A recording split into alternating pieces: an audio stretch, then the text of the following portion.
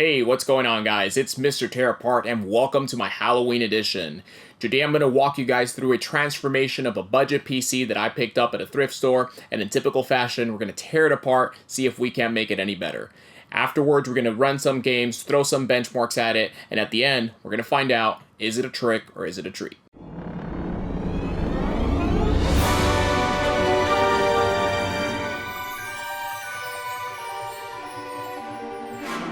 So I picked up this Dell Inspiron at a local thrift store for 25 bucks. I could tell right off the bat that I was getting an Intel i5 processor, but I wasn't sure exactly what type or what generation I would be getting. It was quite a surprise when I got home to not only find out I had gotten a 4th gen 4440 processor clocked at 3.1 GHz, but I also had 8 GB of DDR3 RAM and a 2 GB Sapphire R9 270X.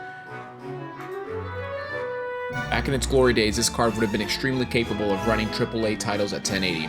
In today's games, however, it's a bit more of a struggle. Additionally, this card is power hungry by today's standards, requiring a 500 watt power supply or greater. I decided to keep most of the components that came with the PC, but I did choose to add a 250 GB Crucial SSD and Zotac's 1050 Ti Mini. Before the 1050 Ti Mini was installed, however, it was time to run some benchmarks. So I fired up 3D Mark Firestrike and I was impressed to get a score of 5,938. That's not bad at all for 5-year-old hardware. But I thought that I could definitely squeeze out a little bit more performance using the 1050 Ti Mini from Zotac. I knew that the performance would be comparable to that of the 270X, but I was extremely curious to know how the 1050 Ti Mini would perform, being that it requires no PCIe connectors and it's a virtually silent card. I again ran Firestrike and this time got a score of 6,181. Not bad at all for such a portable graphics card. And as far as gaming goes, well, both graphics cards are very capable, with the 1050 Ti somewhat outperforming the 270X.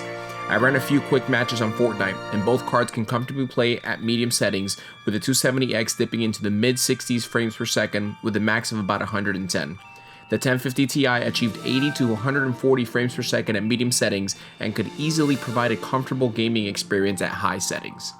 Overall, the addition of the Zotac 1050 Ti and the Crucial SSD complement the i5 4440 perfectly, and have transformed this $25 budget PC into a capable gaming machine. Alright guys, that's going to be all for today. I hope that you enjoyed the video. Go ahead and hit the like button if you did. Go ahead and leave a comment down below with any ideas or suggestions for any future videos. And of course, go ahead and subscribe so that you don't miss out on any of those videos. And a very happy Halloween. See you next time.